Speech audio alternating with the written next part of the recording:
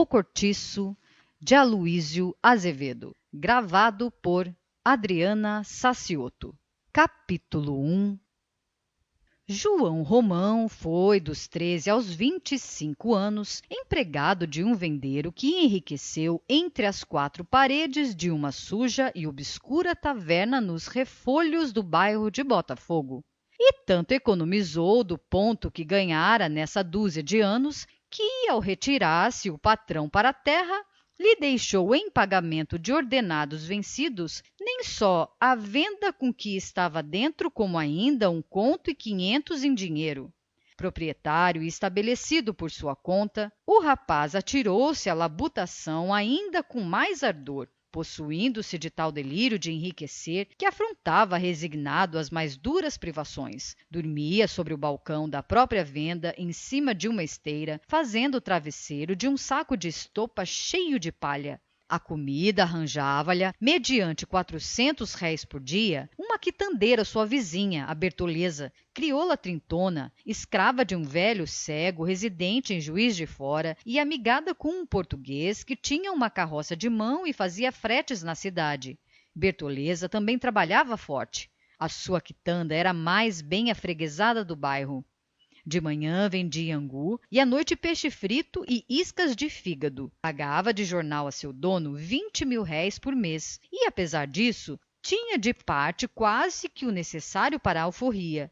Um dia, porém, o seu homem, depois de correr meia légua, puxando uma carga superior às suas forças, caiu morto na rua, ao lado da carroça, estrompado como uma besta. João Romão mostrou grande interesse por esta desgraça, fez-se até participante direto dos sofrimentos da vizinha e com tamanho empenho a lamentou que a boa mulher o escolheu para confidente das suas desventuras. Abriu-se com ele, contou-lhe sua vida de amofinações e dificuldades. Seu senhor comia-lhe a pele do corpo. Não era brinquedo para uma pobre mulher ter de escarrar para ali, todos os meses, 20.000 réis em dinheiro. E segredou-lhe então o que já tinha junto à sua liberdade e acabou pedindo ao vendeiro que lhe guardasse as economias, porque já de certa vez fora roubada por gatunos que lhe entraram na quitanda pelos fundos. Daí em diante, João Romão tornou-se o caixa, o procurador e o conselheiro da crioula. No fim de pouco tempo, era ele quem tomava conta de tudo o que ela produzia, e era também quem punha e dispunha dos seus pecúlios e quem se encarregava de remeter ao senhor os 20.000 réis mensais. Abriu-lhe logo uma conta corrente e a quitandeira, quando precisava de dinheiro para qualquer coisa, dava um pulo até a venda e recebia-o das mãos do vendeiro, de seu João, como ela dizia.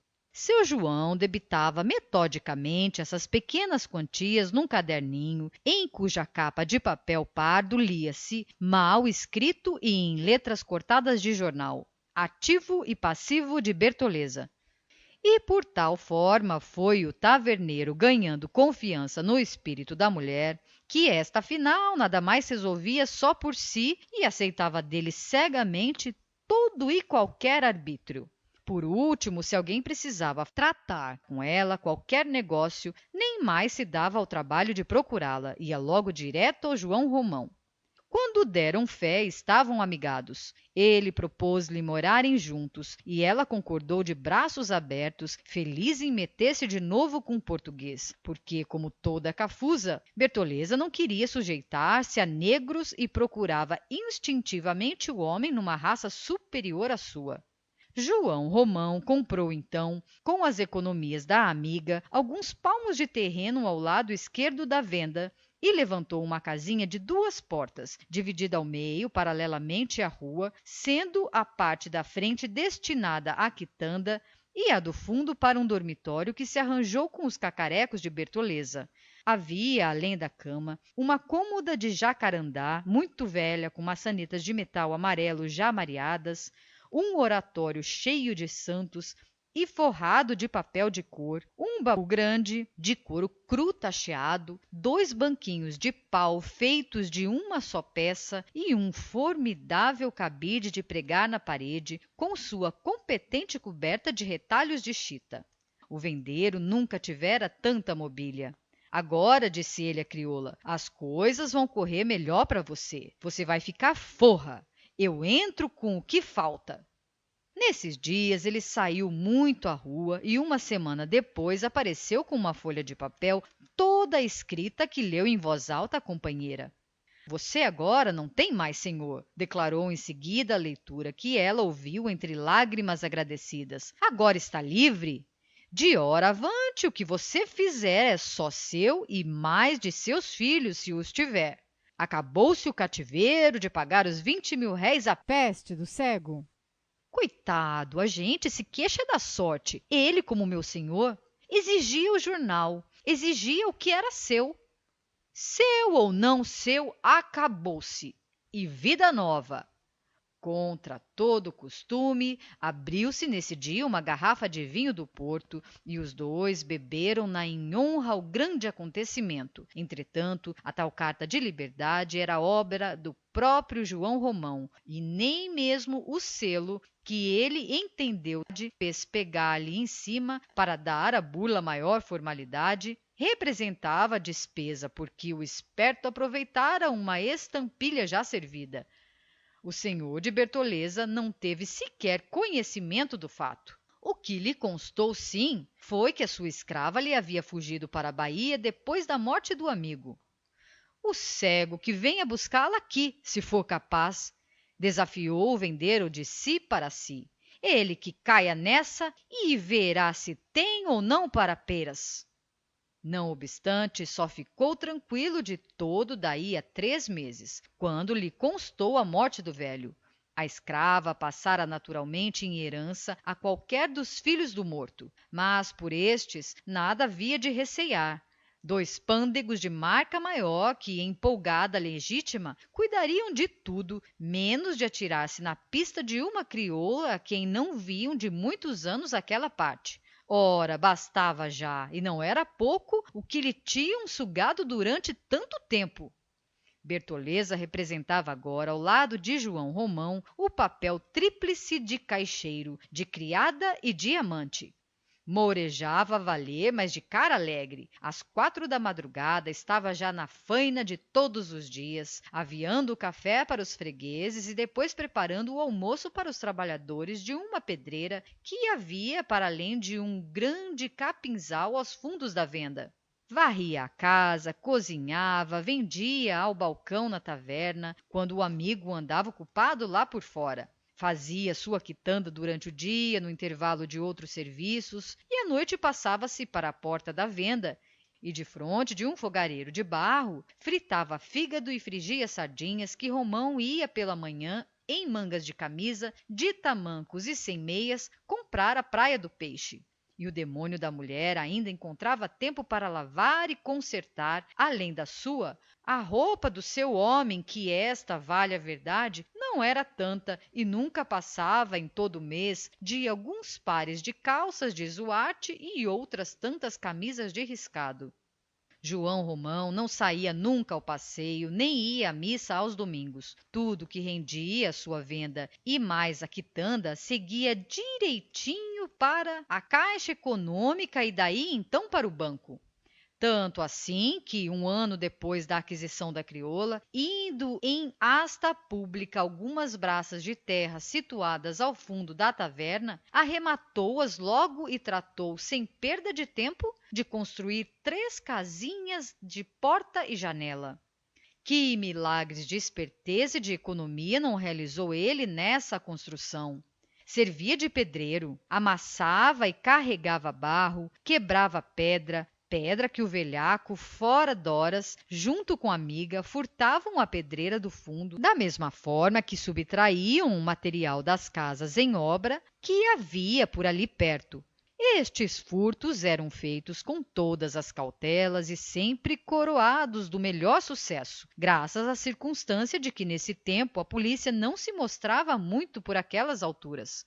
João Romão observava durante o dia quais as obras em que ficava material para o dia seguinte e à noite lá estava ele rente, mais a Bertoleza a remover em tábuas, tijolos, telhas, sacos de cal para o meio da rua com tamanha habilidade que se não ouvia vislumbre de rumor. Depois, um tomava uma carga e partia para casa, enquanto o outro ficava de alcatéia ao lado do resto, pronto a dar sinal em caso de perigo. E quando o que tinha ido voltava, seguia então o companheiro, carregado por sua vez. Nada lhes escapava, nem mesmo as escadas dos pedreiros, os cavalos de pau, o banco ou a ferramenta dos marceneiros. E o fato é que aquelas 3 casinhas, tão engenhosamente construídas, foram o ponto de partida do grande cortiço de São Romão. Hoje 4 braças de terra, amanhã 6, depois mais outras. Ia o vendeiro conquistando todo o terreno que se estendia pelos fundos da sua bodega, e, à proporção que o conquistava, reproduziam-se os quartos e o número dos moradores, sempre em mangas de camisa, sem domingo nem dia santo, não perdendo nunca ocasião de assenhorar-se do alheio, deixando de pagar todas as vezes que podia e nunca deixando de receber, enganando os fregueses, roubando nos pesos e nas medidas, comprando por 10 réis de mel coado o que os escravos furtavam da casa dos seus senhores, apertando cada vez mais as próprias despesas, empilhando privações sobre privações, trabalhando e mais a amiga como uma junta de bois. João Romão veio afinal a comprar uma boa parte da bela pedreira que ele todos os dias ao cair da tarde, assentado um instante à porta da venda, contemplava de longe com resignado olhar de cobiça. Pôs lá 6 homens a quebrarem pedra e outros 6 a fazerem lajedos e paralelepípedos, e então principiou a ganhar em grosso, tão em grosso que, dentro de 1 ano e meio, arrematava já todo o espaço compreendido entre as suas casinhas e a pedreira, isto é, umas 80 braças de fundo sobre 20 de frente em plano enxuto e magnífico para construir. Justamente por essa ocasião, vendeu-se também um sobrado que ficava à direita da venda, separado desta apenas por aquelas 20 braças, de sorte que todo o flanco esquerdo do prédio, coisa de uns 20 e tantos metros, despejava para o terreno do vendeiro as suas 9 janelas de peitoril. Comprou-a um tal Miranda, negociante português, estabelecido na Rua do Hospício, com uma loja de fazendas por atacado. Corrida uma limpeza geral no casarão, mudar-se-ia ele para lá com a família, pois que a mulher, dona Estela, senhora pretensiosa e com fumaças de nobreza, já não podia suportar a residência no centro da cidade, como também sua menina, a Zulmirinha, crescia muito pálida e precisava de largueza para enrijar e tomar corpo. Isto foi o que disse o Miranda aos colegas, porém a verdadeira causa da mudança estava na necessidade, que ele reconhecia urgente, de afastar dona Estela do alcance dos seus caixeiros. Dona Estela era uma mulherzinha levada da breca. Achava-se casada havia 13 anos e durante esse tempo dera ao marido toda sorte de desgostos. Ainda antes de terminar o 2º ano de matrimônio, o Miranda pilhou-a em flagrante delito de adultério. Ficou furioso e seu primeiro impulso foi de mandá-la para o diabo junto com o cúmplice. Mas a sua casa comercial garantia-se com o dote que ela trouxera, uns 80 contos em prédios e ações da dívida pública, de que se utilizava o desgraçado tanto quanto lhe permitia o regime dotal. Além de que o rompimento brusco seria obra para escândalo, e segundo a sua opinião, qualquer escândalo doméstico ficava muito mal a um negociante de certa ordem. Prezava, acima de tudo, a sua posição social e tremia só com a idéia de ver-se novamente pobre, sem recursos e sem coragem para recomeçar a vida, depois de se haver habituado a umas tantas regalias e afeito à hombridade de português rico que já não tem pátria na Europa. Acovardado defronte destes raciocínios, contentou-se com uma simples separação de leitos e os 2 passaram a dormir em quartos separados. Não comiam juntos e mal trocavam entre si uma ou outra palavra constrangida, quando qualquer inesperado acaso os reunia a contragosto. Odiavam-se, cada qual sentia pelo outro um profundo desprezo, que pouco a pouco se foi transformando em repugnância completa. O nascimento de Zulmira veio agravar ainda mais a situação. A pobre criança, em vez de servir de elo aos dois infelizes, foi antes um novo isolador que se estabeleceu entre eles. Estela a amava menos do que lhe pedia o instinto materno por supô-la filha do marido, e este a detestava porque tinha convicção de não ser seu pai.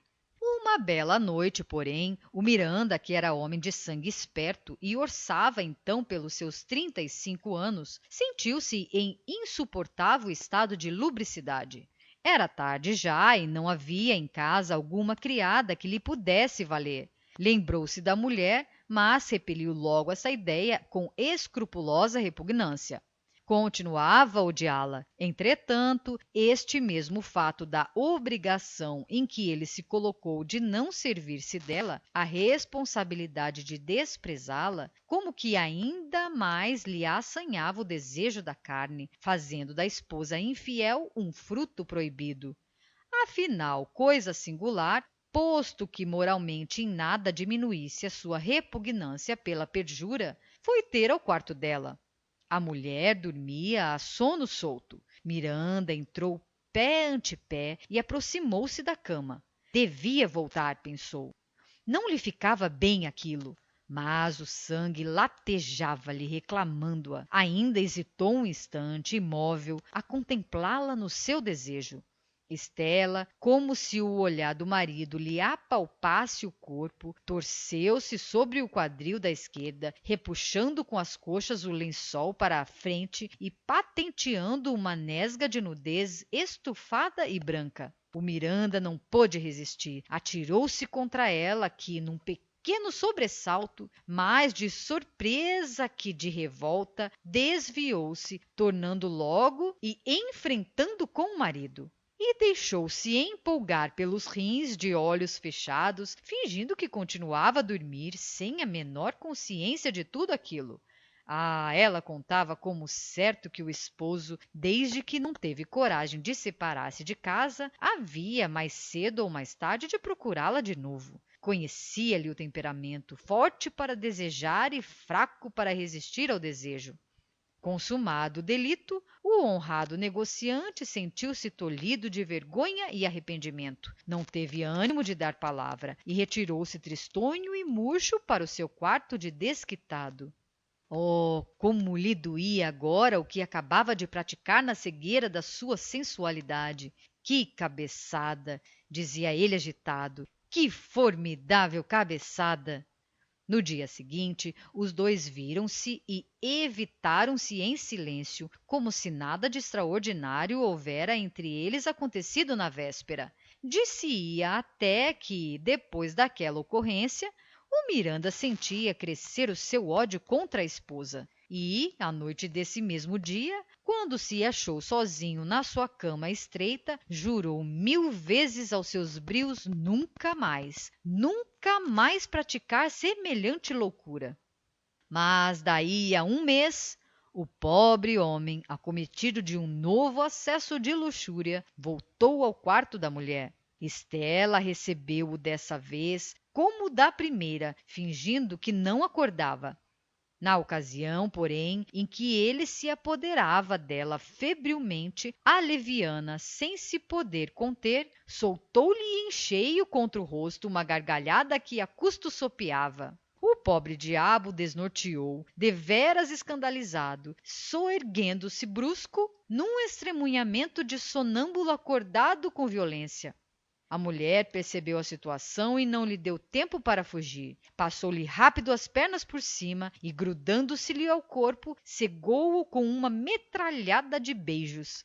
Não se falaram. Miranda nunca a tivera, nem nunca a vira assim tão violenta no prazer. Estranhou-a. Afigurou-se-lhe estar nos braços de uma amante apaixonada. Descobriu nela o captoso encanto com que nos embebedam as cortesãs amestradas na ciência do gozo venéreo. Descobriu-lhe no cheiro da pele e no cheiro dos cabelos perfumes que nunca lhe sentira. Notou-lhe outro hálito, outro som nos gemidos e nos suspiros, e gozou-a loucamente, com delírio, com verdadeira satisfação de animal no cio. E ela também gozou, estimulada por aquela circunstância picante do ressentimento que os desunia. Gozou a desonestidade daquele ato que a ambos acanalhava aos olhos um do outro. Estorceu-se toda, rangendo os dentes, grunhindo, debaixo daquele seu inimigo odiado, achando-o também agora, como homem, melhor que nunca, sufocando-o nos seus braços nus, metendo-lhe pela boca a língua úmida e em brasa. Depois, num arranco de corpo inteiro, com um soluço gutural e estrangulado, arquejante e convulsa, estatelou-se num abandono de pernas e braços abertos, a cabeça para o lado, os olhos moribundos e chorosos, toda ela agonizante, como se a tivessem crucificado na cama. A partir dessa noite, da qual só pela manhã o Miranda se retirou do quarto da mulher, estabeleceu-se entre eles o hábito de uma felicidade sexual tão completa como ainda não a tinham desfrutado, posto que no íntimo de cada um persistisse contra o outro a mesma repugnância moral em nada enfraquecida. Durante 10 anos viveram muito bem casados. Agora, porém, tanto tempo depois da primeira infidelidade conjugal, e agora que o negociante já não era acometido tão frequentemente por aquelas crises que o arrojavam fora d'horas ao dormitório de dona Estela, agora eis que a leviana parecia disposta a reincidir na culpa, dando corda aos caixeiros do marido, na ocasião em que estes subiam para almoçar ou jantar. Foi por isso que o Miranda comprou o prédio vizinho a João Romão. A casa era boa, seu único defeito estava na escassez do quintal. Mas para isso havia remédio. Com muito pouco, compravam-se umas 10 braças daquele terreno do fundo, que ia até a pedreira, e mais uns 10 ou 15 palmos do lado em que ficava a venda. Miranda foi logo entender-se com Romão e propôs-lhe negócio. O taverneiro recusou formalmente.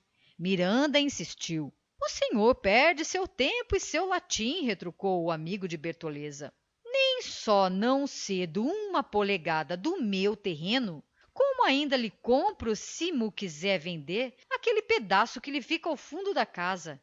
O quintal? É exato. Pois você quer que eu fique sem chácara, sem jardim, sem nada? Para mim era de vantagem. Ora, deixe-se disso, homem, e diga lá quanto quer pelo que lhe propus.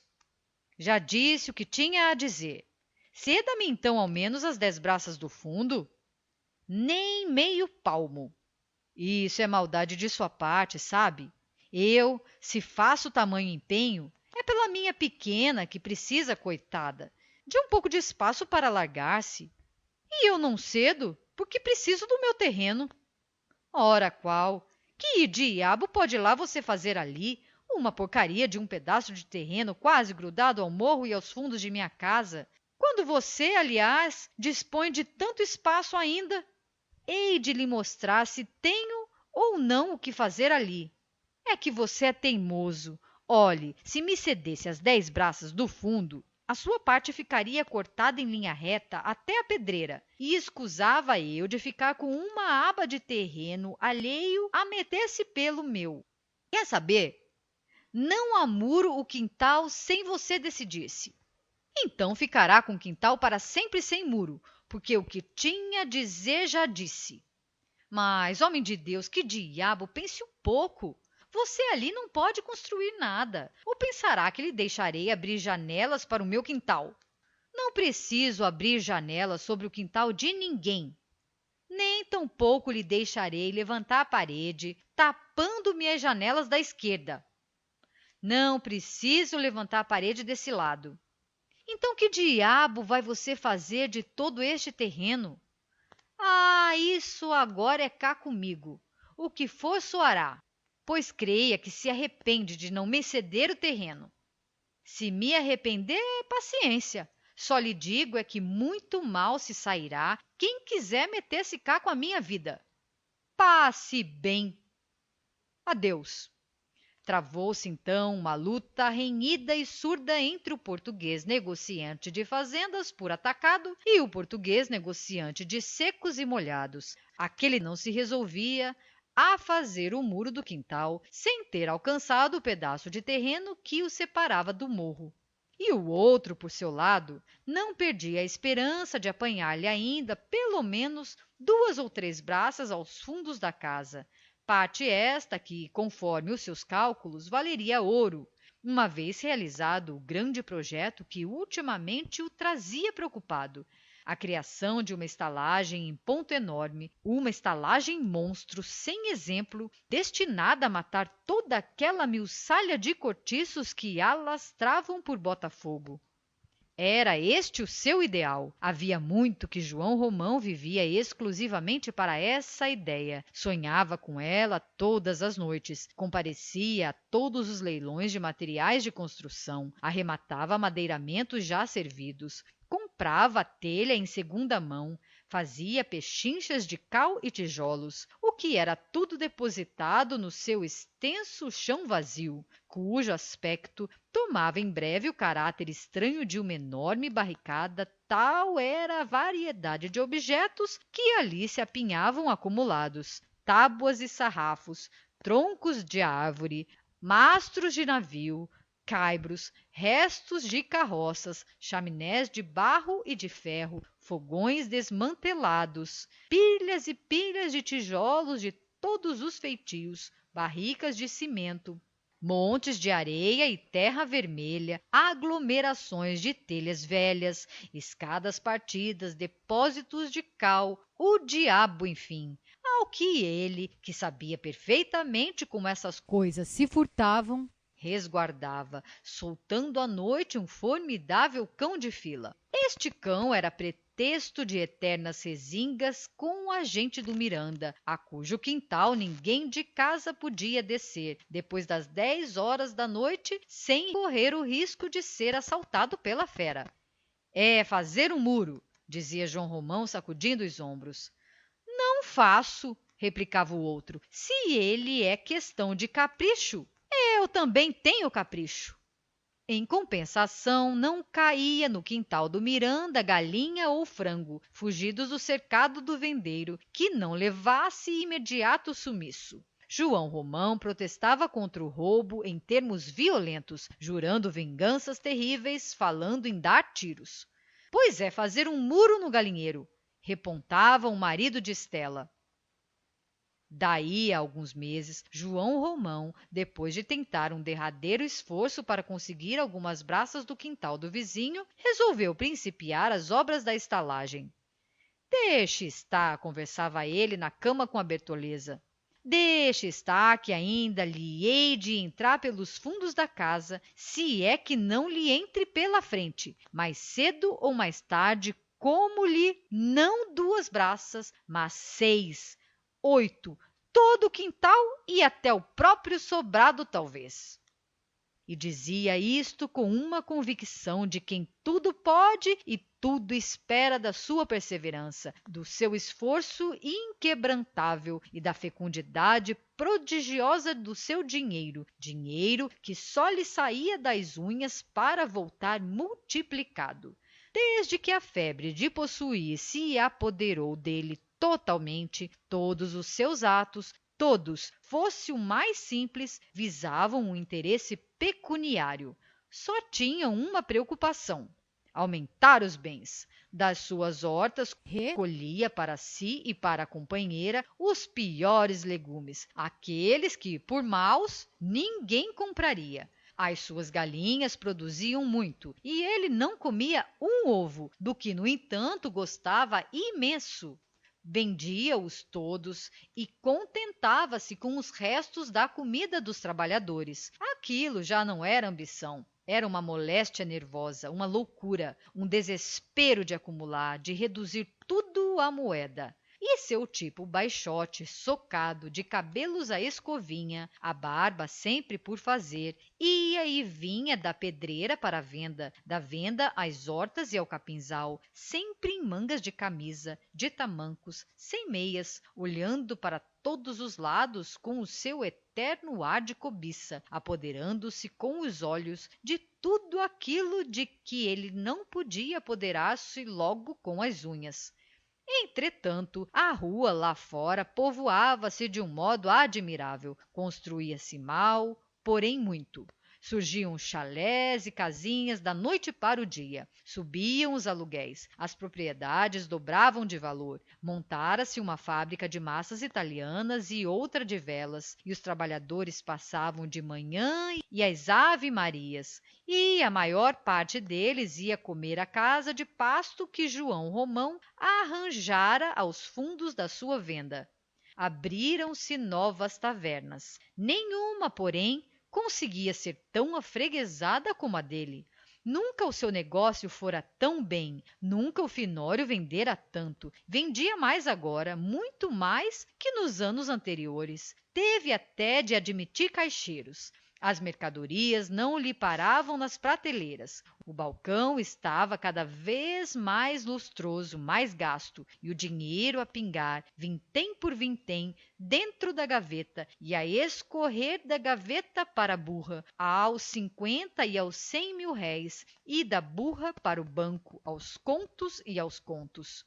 Afinal, já não lhe bastava sortir o seu estabelecimento nos armazéns fornecedores. Começou a receber alguns gêneros diretamente da Europa. O vinho, por exemplo, que ele dantes comprava aos quintos nas casas de atacado, vinha-lhe agora de Portugal às pipas, e de cada um fazia 3 com água e cachaça, e despachava faturas de barris de manteiga, de caixas de conserva, caixões de fósforos, azeite, queijos, louça e muitas outras mercadorias. Criou armazéns para depósito, aboliu a quitanda e transferiu o dormitório, aproveitando o espaço para ampliar a venda, que dobrou de tamanho e ganhou mais 2 portas. Já não era uma simples taverna, era um bazar em que se encontrava de tudo: objetos de armarinho, ferragens, porcelanas, utensílios de escritório, roupa de riscado para os trabalhadores, fazenda para roupa de mulher, chapéus de palha próprios para o serviço ao sol, perfumarias baratas, pentes de chifre, lenços com versos de amor e anéis e brincos de metal ordinário. E toda a gentalha daquelas redondezas ia cair lá, ou então ali ao lado, na casa de pasto, onde os operários das fábricas e os trabalhadores da pedreira se reuniam depois do serviço e ficavam bebendo e conversando até às 10 horas da noite, entre o espesso fumo dos cachimbos, do peixe frito em azeite e dos lampiões de querosene. Era João Romão quem lhes fornecia tudo, até dinheiro adiantado, quando algum precisava. Por ali não se encontrava jornaleiro cujo ordenado não fosse inteirinho parar às mãos do velhaco. E sobre este cobre, quase sempre emprestado aos tostões, cobrava juros de 8% ao mês. Um pouco mais do que levava aos que garantiam a dívida com penhores de ouro ou prata. Não obstante, as casinhas do cortiço, à proporção que se atamancavam, enchiam-se logo sem mesmo dar tempo a que as tintas secassem. Havia grande avidez em alugá-las. Aquele era o melhor ponto do bairro para a gente do trabalho. Os empregados da pedreira preferiam todos morar lá, porque ficavam a 2 passos da obrigação. O Miranda rebentava de raiva. Um cortiço! Exclamava ele possesso. Um cortiço! Maldito seja aquele vendeiro de todos os diabos! Fazer-me um cortiço debaixo das janelas! Estragou-me a casa, o malvado! E vomitava pragas, jurando que havia de vingar-se e protestando aos berros contra o pó que lhe invadia em ondas as salas e contra o infernal barulho dos pedreiros e carpinteiros que levavam a martelar de sol a sol. o que, aliás, não impediu que as casinhas continuassem a surgir uma após outra e fossem logo se enchendo, a estenderem-se unidas por ali afora, desde a venda até quase ao morro, e depois redobrassem para o lado do Miranda e avançassem sobre o quintal deste, que parecia ameaçado por aquela serpente de pedra e cal. O Miranda mandou logo levantar o muro. Nada! Aquele demônio era capaz de invadir-lhe a casa até a sala de visitas. E os quartos do cortiço pararam, enfim, de encontro ao muro do negociante, formando com a continuação da casa deste um grande quadrilongo, espécie de pátio de quartel, onde podia formar um batalhão. 95 casinhas comportou a imensa estalagem. Prontas, João Romão mandou levantar na frente, nas 20 braças que separavam a venda do sobrado do Miranda, um grosso muro de 10 palmos de altura, coroado de cacos de vidro e fundos de garrafa, e com um grande portão no centro, onde se dependurou uma lanterna de vidraças vermelhas por cima de uma tabuleta amarela, em que se lia o seguinte, escrito a tinta encarnada e sem ortografia: Estalagem de São Romão. Alugam-se casinhas e tinas para lavadeiras. As casinhas eram alugadas por mês e as tinas por dia. Tudo pago adiantado. O preço de cada tina metendo à água 500 réis. Sabão à parte. As moradoras do cortiço tinham preferência e não pagavam nada para lavar. Graças à abundância d'água que lá havia, como em nenhuma outra parte, e graças ao muito espaço de que se dispunha no cortiço para estender a roupa, a concorrência às tinas não se fez esperar. Acudiram lavadeiras de todos os pontos da cidade, entre elas algumas vindas de bem longe. E mal vagava uma das casinhas, ou um quarto, um canto onde coubesse um colchão, surgia uma nuvem de pretendentes a disputá-los. E aquilo se foi constituindo numa grande lavanderia, agitada e barulhenta, com as suas cercas de varas, as suas hortaliças verdejantes e os seus jardinzinhos de 3 e 4 palmos, que apareciam como manchas alegres por entre a negrura das limosas tinas transbordantes e o revérbero das claras barracas de algodão cru, armadas sobre os lustrosos bancos de lavar, e os gotejantes jiraus, cobertos de roupa molhada, cintilavam ao sol que nem lagos de metal branco. E naquela terra encharcada e fumegante, naquela umidade quente e lodosa, começou a minhocar, a esfervilhar, a crescer um mundo, uma coisa viva, uma geração que parecia brotar espontânea ali mesmo daquele lameiro e multiplicar-se como larvas no esterco. Fim do capítulo 1. Capítulo 2. E durante 2 anos o cortiço prosperou de dia para dia, ganhando forças, socando-se de gente. E ao lado Miranda assustava-se, inquieto com aquela exuberância brutal de vida, aterrado defronte daquela floresta implacável que lhe crescia junto da casa, por debaixo das janelas, e cujas raízes, piores e mais grossas do que serpentes, minavam por toda parte, ameaçando rebentar o chão em torno dela, rachando o solo e abalando tudo. Posto que lá na rua do hospício os seus negócios não corressem mal, custava-lhe a sofrer escandalosa fortuna do vendeiro, aquele tipo, um miserável, um sujo, que não pusera nunca um paletó e que vivia de cama e mesa com uma negra. À noite, aos domingos, ainda mais recrudescia o seu azedume quando ele, recolhendo-se fatigado do serviço, deixava-se ficar estendido numa preguiçosa junto à mesa da sala de jantar e ouvia a contragosto o grosseiro rumor que vinha da estalagem numa exalação forte de animais cansados. Não podia chegar à janela sem receber no rosto aquele bafo quente e sensual que o embebedava com seu fartum de bestas no coito, e depois, fechado no quarto de dormir, indiferente e habituado às torpezas carnais da mulher, isento já dos primitivos sobressaltos que lhe faziam a ele ferver o sangue e perder a tramontana, era ainda a prosperidade do vizinho o que lhe obcecava o espírito, enegrecendo-lhe a alma com um feio ressentimento de despeito.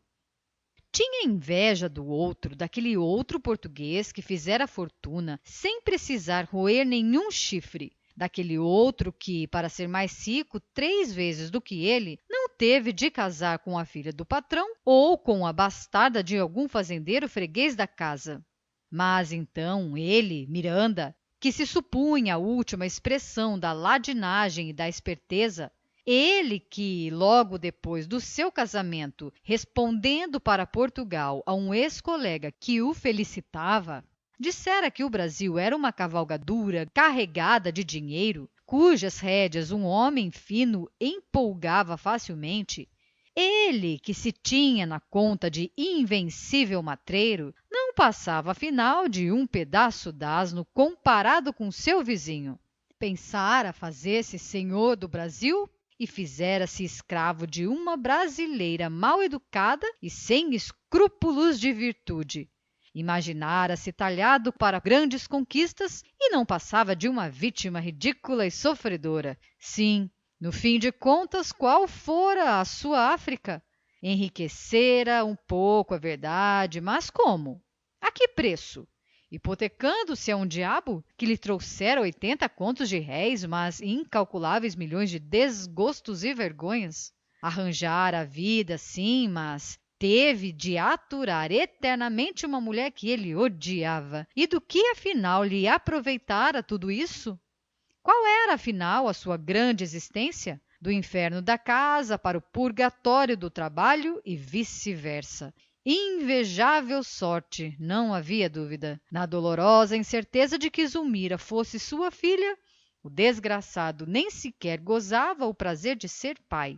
Se ela, em vez de nascer de Estela, for uma enjeitadinha recolhida por ele, é natural que a amasse, e então a vida lhe correria de outro modo. Mas naquelas condições a pobre criança nada mais representava que o documento vivo do ludibrio materno, e o Miranda estendia até a inocentezinha o ódio que sustentava contra a esposa. Uma espiga tal da sua vida. Fui uma besta, resumiu ele em voz alta, apeando-se da cama onde se havia recolhido inutilmente. E pôs-se a passear no quarto, sem vontade de dormir, sentindo que a febre daquela inveja lhe estorricava os miolos. Feliz e esperto era o João Romão. Esse sim, senhor. Para esse é que havia de ser a vida. Filho da mãe que estava hoje tão livre e desembaraçado como no dia em que chegou da terra sem um vintém de seu. Esse sim que era moço e podia ainda gozar muito, porque quando mesmo viesse a casar e a mulher lhe saísse uma outra Estela, era só mandá-la para o diabo com um pontapé. Podia fazê-lo. Para esse é que era o Brasil. Fui uma besta, repisava ele, sem conseguir conformar-se com a felicidade do vendeiro. Uma grandíssima besta. No fim de contas, que diabo possuo eu? Uma casa de negócio da qual não posso separar-me sem comprometer o que lá está enterrado. Um capital metido numa rede de transações que não se liquidam nunca e cada vez mais se complicam e mais me grudam ao estupor desta terra, onde deixarei a casca. Que tenho de meu se a alma do meu crédito é o dote, que me trouxe aquela sem-vergonha e que a ela me prende como a peste da casa comercial me prende a esta costa da África? Foi da supuração fétida destas ideias que se formou no coração vazio do Miranda um novo ideal: o título. Faltando-lhe temperamento próprio para os vícios fortes que enchem a vida de um homem, sem família a quem amar e sem imaginação para poder gozar com as prostitutas, o náufrago agarrou-se àquela tábua, como um agonizante, consciente da morte, que se apega à esperança de uma vida futura. A vaidade de Estela, que a princípio lhe tirava dos lábios incrédulos sorrisos de mofa, agora lhe comprazia à farta. Procurou capacitar-se de que ela com efeito herdara sangue nobre e que ele, por sua vez, se não o tinha herdado, trouxera-o por natureza própria, o que devia valer mais ainda.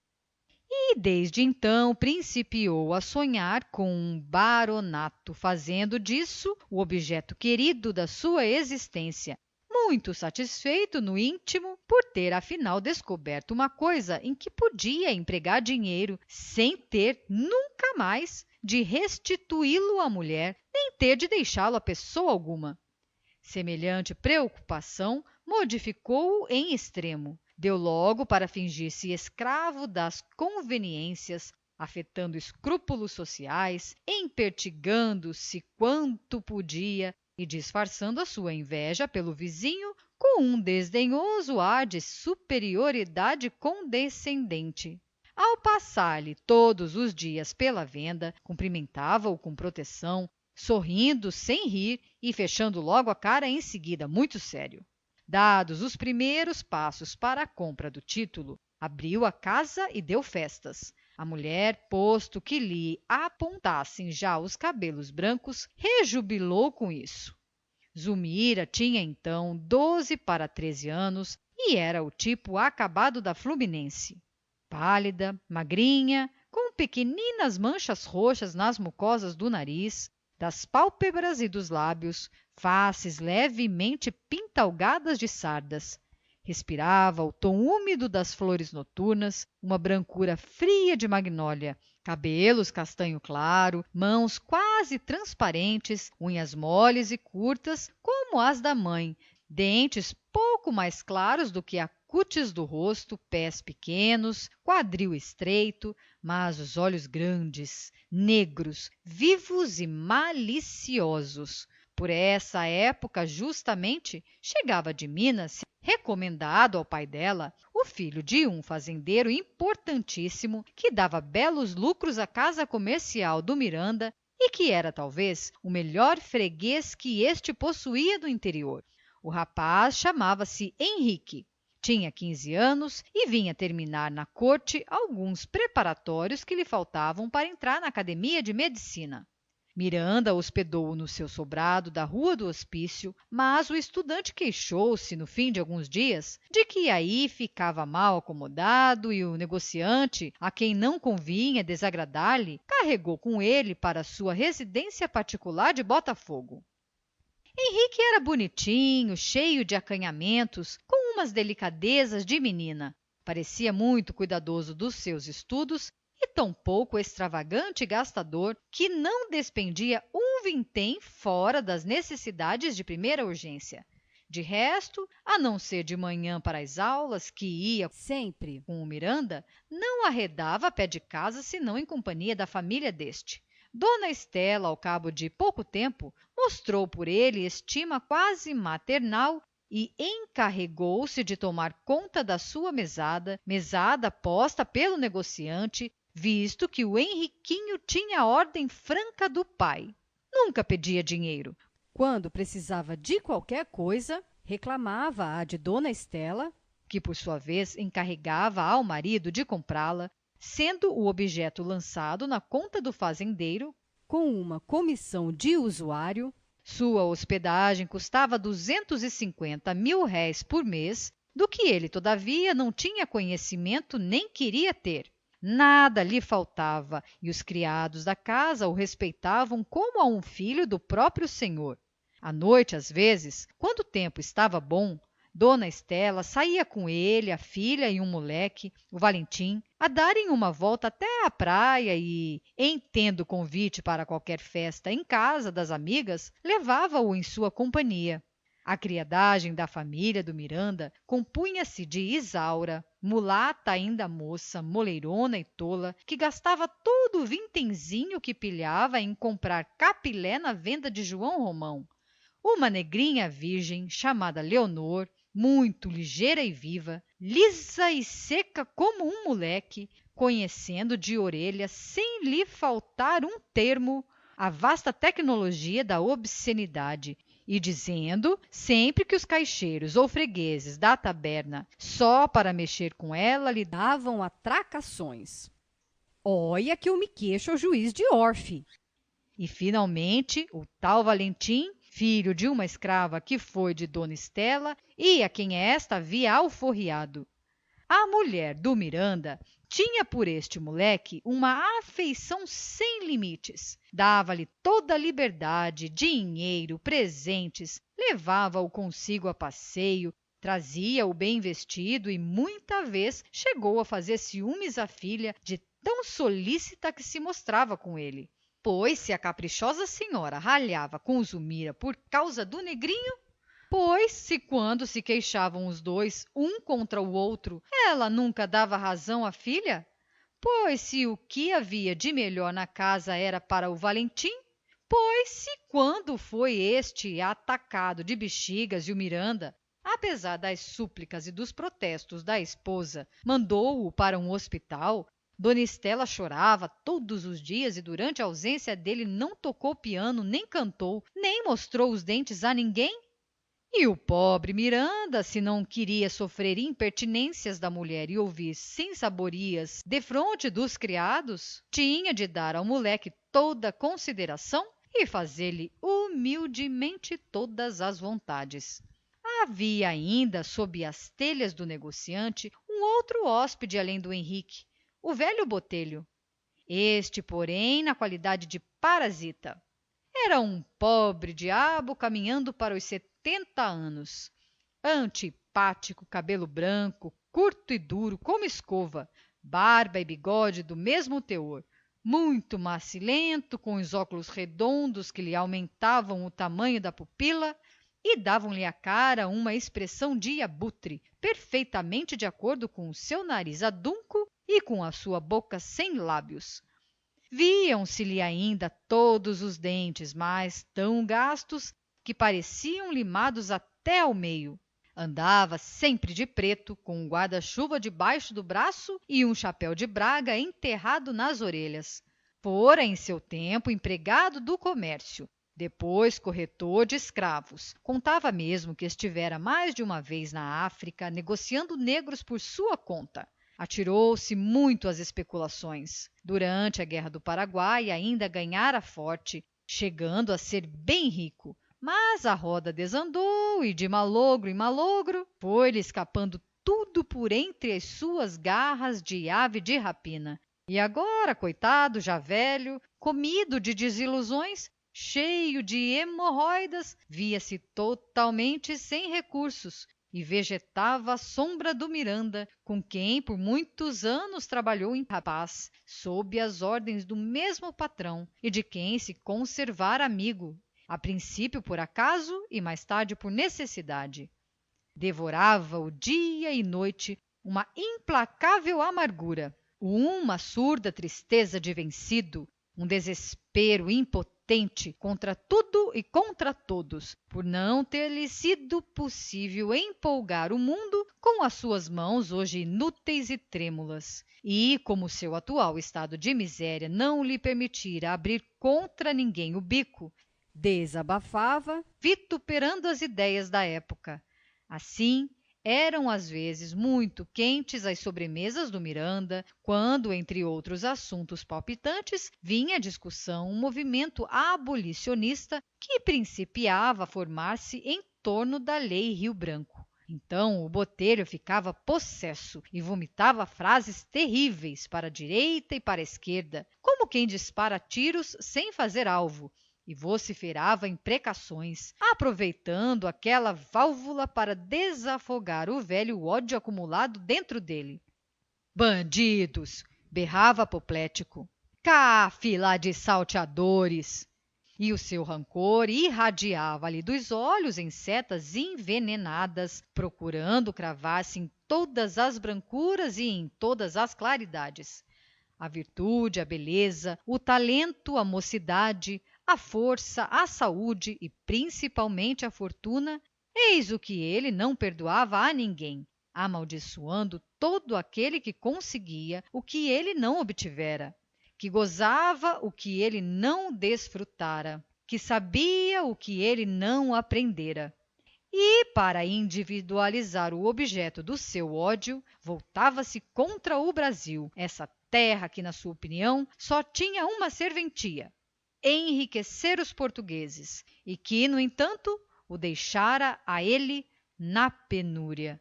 Seus dias eram consumidos do seguinte modo: acordava às 8 da manhã, lavava-se mesmo no quarto com uma toalha molhada em espírito de vinho, depois ia ler os jornais para a sala de jantar à espera do almoço. Almoçava e saía, tomava o bonde e ia direitinho para uma charutaria da Rua do Ouvidor, onde costumava ficar assentado até às horas do jantar, entretido a dizer mal das pessoas que passavam lá fora, defronte dele. Tinha a pretensão de conhecer todo o Rio de Janeiro e os podres de cada um em particular. Às vezes, poucas, dona Estela encarregava-o de fazer pequenas compras de armarinho, o que o Botelho desempenhava melhor que ninguém. Mas a sua grande paixão, o seu fraco, era a farda. Adorava tudo que dissesse respeito ao militarismo, posto que tivera sempre invencível medo às armas de qualquer espécie, mormente as de fogo. Não podia ouvir disparar perto de si uma espingarda. Entusiasmava-se, porém, com tudo que cheirasse a guerra. A presença de um oficial em grande uniforme tirava-lhe lágrimas de comoção. Conhecia na ponta da língua o que se referia à vida de quartel. Distinguia ao primeiro lance de olhos o posto e o corpo a que pertencia qualquer soldado, e, apesar dos seus achaques, era ouvir tocar na rua a corneta ou o tambor conduzindo o batalhão, ficava logo no ar e, muita vez, quando dava por si, fazia parte dos que acompanhavam a tropa. Então, não tornava para Casa enquanto os militares não se recolhessem. Quase sempre voltava dessa loucura às 6 da tarde, moído a fazer dó, sem poder ter-se nas pernas, estrompado de marchar horas e horas ao som da música de pancadaria. E o mais interessante é que ele, ao vir-lhe a reação, revoltava-se furioso contra o maldito comandante que o obrigara àquela estopada, levando o batalhão por uma infinidade de ruas e fazendo de propósito o caminho mais longo. Só parece, lamentava-se ele, que a intenção daquele malvado era dar-me cabo da pele. Ora, vejam, 3 horas de marche-marche por uma soalheira de todos os diabos. Uma das birras mais cômicas do Botelho era o seu ódio pelo Valentim. O moleque causava-lhe febre com as suas petulâncias de mimalho, e velhaco, percebendo quanto elas o irritavam, ainda mais abusava, seguro na proteção de dona Estela. O parasita de muito que o teria estrangulado se não fora a necessidade de agradar a dona da casa. Botelho conhecia as faltas de Estela como as palmas da própria mão.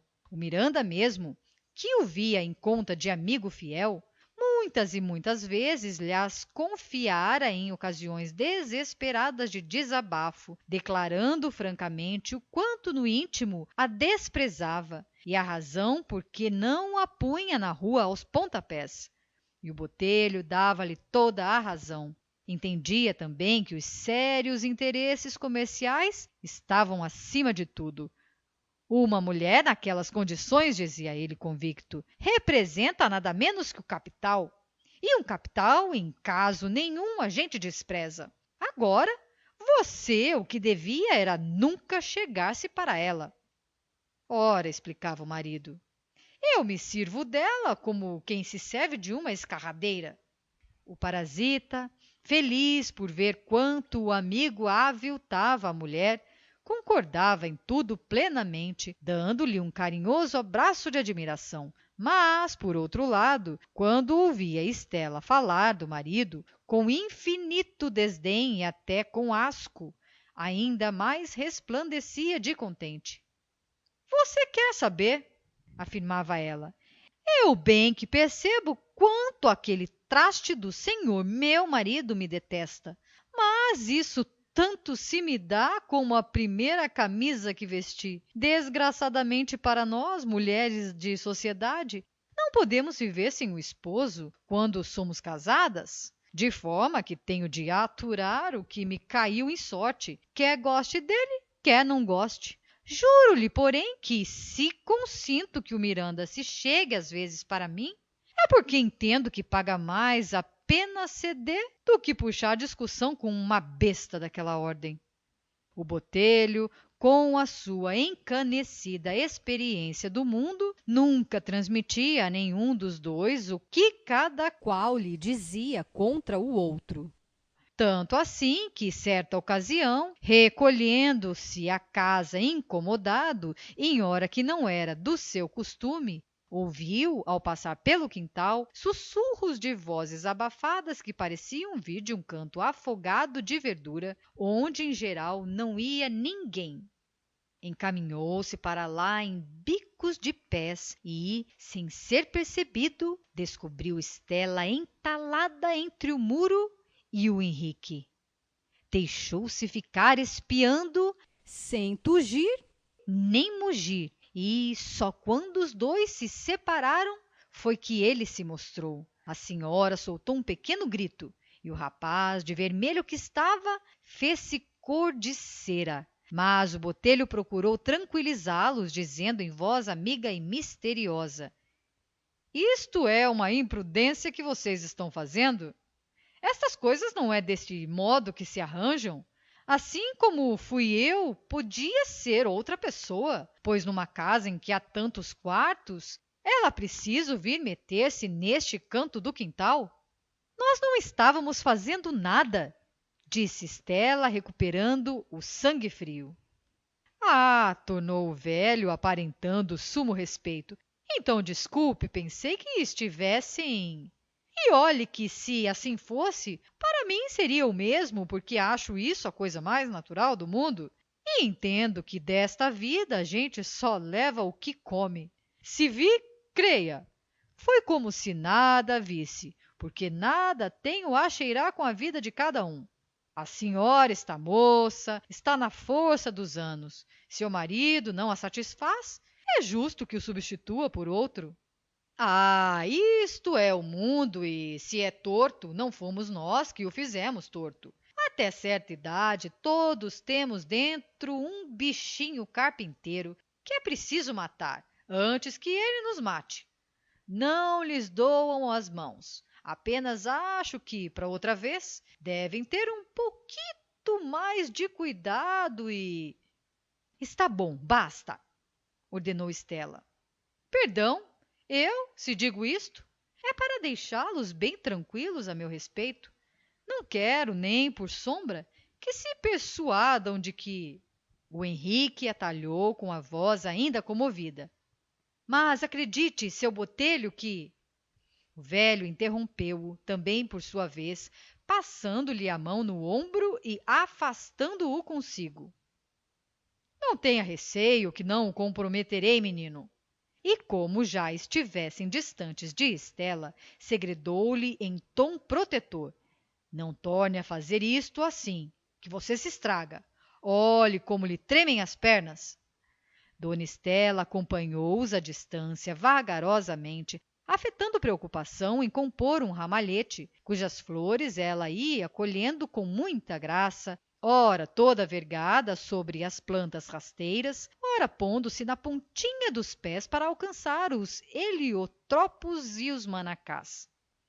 Henrique seguiu o Botelho até ao quarto deste, conversando sem mudar de assunto.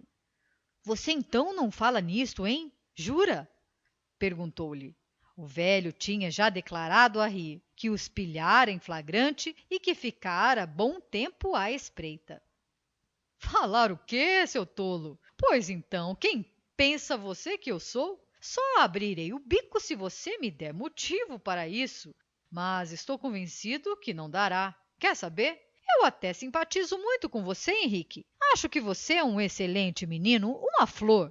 E digo-lhe mais. hei de proteger os seus negócios com dona Estela. Falando assim, tinha-lhe tomado as mãos e afagava-as. Olhe, continuou acariciando-o sempre, não se meta com donzelas, entende? São o diabo. Por dar cá aquela palha fica um homem em apuros. Agora, quanto às outras, papo com elas. Não mande nenhuma ao vigário, nem lhe doa a cabeça, porque, no fim de contas, nas circunstâncias de dona Estela, é até um grande serviço que você lhe faz. Meu rico amiguinho, quando uma mulher já passou dos 30 e pilha a jeito um rapazito da sua idade, é como se descobrisse ouro em pó. Sabe-lhe as gaitas. Fique então sabendo de que não é só a ela que você faz o obséquio, mas também ao marido. Quanto mais escovar-lhe você a mulher, melhor ela ficará de gênio.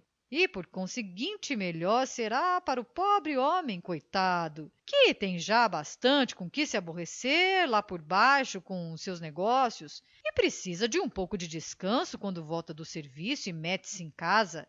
Escóvia, escóvia, que a porá macia que nem veludo. O que é preciso é muito juizinho, percebe? Não faça outra criançada como a de hoje e continue para adiante. Não só com ela, mas com todas as que lhe caírem debaixo da asa. Vá passando, menos as de casa aberta, que isso é perigoso por causa das moléstias. Nem tão pouco donzelas. Não se meta com a Zulmira. E creia que lhe falo assim porque sou seu amigo, porque o acho simpático, porque o acho bonito. E acarinhou-o tão vivamente dessa vez que o estudante, fugindo-lhe das mãos, afastou-se com um gesto de repugnância e desprezo, enquanto o velho lhe dizia em voz comprimida: olhe, espera, vem cá, você é desconfiado. Capítulo 2. Capítulo 3. Eram 5 horas da manhã e o cortiço acordava, abrindo não os olhos, mas a sua infinidade de portas e janelas alinhadas. Um acordar alegre e farto de quem dormiu de uma assentada 7 horas de chumbo. Como que se sentia ainda na indolência da neblina as derradeiras notas da última guitarra da noite antecedente, dissolvendo-se a luz loura e tenra da aurora, que nem um suspiro de saudade perdido em terra alheia. A roupa lavada, que ficara de véspera nos coradouros, umedecia o ar e punha-lhe um fartum acre de sabão ordinário. As pedras do chão, esbranquiçadas no lugar da lavagem e em alguns pontos azuladas pelo anil, mostravam uma palidez grisalha e triste, feita de acumulações de espumas secas. Entretanto, das portas surgiam cabeças congestionadas de sono. Ouviam-se amplos bocejos, fortes como o marulhar das ondas. Pigarreava-se grosso por toda a parte. Começavam as xícaras a tilintar. O cheiro quente do café aquecia, suplantando todos os outros. Trocavam-se de janela para janela as primeiras palavras, os bons dias. Reatavam-se conversas interrompidas à noite. A pequenada cá fora traquinava já, e lá de dentro das casas vinham choros abafados de crianças que ainda não andam. No confuso rumor que se formava, destacavam-se risos, sons de vozes que altercavam sem se saber onde, grasnar de marrecos, cantar de galos, cacarejar de galinhas. De alguns quartos saíam mulheres que vinham pendurar cá fora na parede a gaiola do papagaio, e os louros, à semelhança dos donos, cumprimentavam-se ruidosamente, espanejando-se à luz nova do dia. Daí a pouco, em volta das bicas, era um zum-zum crescente, uma aglomeração tumultuosa de machos e fêmeas. Uns após outros lavavam a cara incomodadamente debaixo do fio d'água que escorria da altura de uns 5 palmos. O chão inundava-se. As mulheres precisavam já prender as saias entre as coxas para não as molhar. Via-se-lhes a tostada nudez dos braços e do pescoço, que elas despiam, suspendendo o cabelo todo para o alto do casco. Os homens, esses não se preocupavam em não molhar o pelo, ao contrário, metiam a cabeça bem debaixo da água e esfregavam com força as ventas e as barbas, fuçando e fungando contra as palmas da mão. As portas das latrinas não descansavam, era um abrir e fechar de cada instante, um entrar e sair sem tréguas. Não se demoravam lá dentro e vinham ainda amarrando as calças ou as saias. As crianças não se davam ao trabalho de lá ir, despachavam-se ali mesmo, no capinzal dos fundos, por detrás da estalagem ou no recanto das hortas. O rumor crescia, condensando-se. O zunzum de todos os dias acentuava-se. Já se não destacavam vozes dispersas, mas um só ruído compacto que enchia todo o cortiço. Começavam a fazer compras na venda.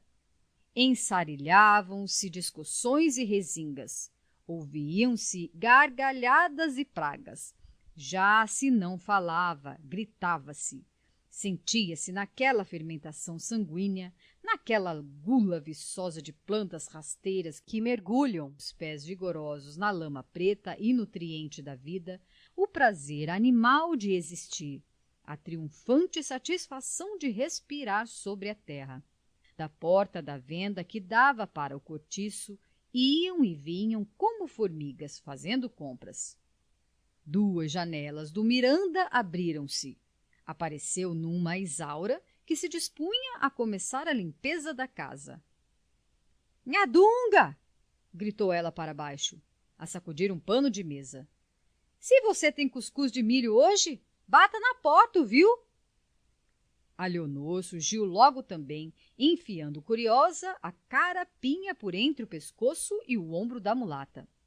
O padeiro entrou na estalagem com a sua grande cesta à cabeça e o seu banco de pão fechado debaixo do braço e foi estacionar em meio do pátio à espera dos fregueses, pousando a canastra sobre o cavalete que ele armou prontamente. Em breve estava cercado por uma nuvem de gente. As crianças adulavam-no e à proporção que cada mulher ou cada homem recebia o pão, disparava para casa com este abraçado contra o peito. Uma vaca, seguida por um bezerro amordaçado, ia tilintando tristemente seu chocalho de porta em porta, guiada por um homem carregado de vasilhame de folha. O zunzum chegava ao seu apogeu. A fábrica de massas italianas, ali mesmo da vizinhança, começou a trabalhar, engrossando o barulho com o seu arfar monótono de máquina a vapor. As corridas até a venda reproduziam-se, transformando-se num verminar constante de formigueiro assanhado. Agora, no lugar das bicas, apinhavam-se latas de todos os feitios, sobressaindo as de querosene com um braço de madeira em cima. Sentia-se o trapejar da água caindo na folha. Algumas lavadeiras enchiam já as suas tinas. Outras estendiam nos coradoiros a roupa que ficara de molho. Principiava o trabalho. Rompiam das gargantas os fados dos portugueses e as modinhas brasileiras. Um carroção de lixo entrou com grande barulho de rodas na pedra, seguido de uma algazarra medonha algaraviada pelo carroceiro contra o burro. E, durante muito tempo, fez-se um vai-vem de mercadores. Apareceram os tabuleiros de carne fresca e outros de tripas e fatos de boi. Só não vinham hortaliças porque havia muitas hortas no cortiço. Vieram os ruidosos mascates com as suas latas de quinquilharia, com as suas caixas de candeeiros e objetos de vidro e com o seu fornecimento de caçarolas e chocolateiras de folha de Flandres. Cada vendedor tinha o seu modo especial de apregoar, destacando-se o homem das sardinhas, com as cestas do peixe dependuradas, à moda de balança, de um pau que ele trazia ao ombro. Nada mais foi preciso do que o seu primeiro guincho estridente e gutural para surgirem logo, como por encanto, uma enorme variedade de gatos que vieram correndo a cercar-se dele com grande familiaridade, roçando-se-lhe nas pernas arregaçadas e miando suplicantemente.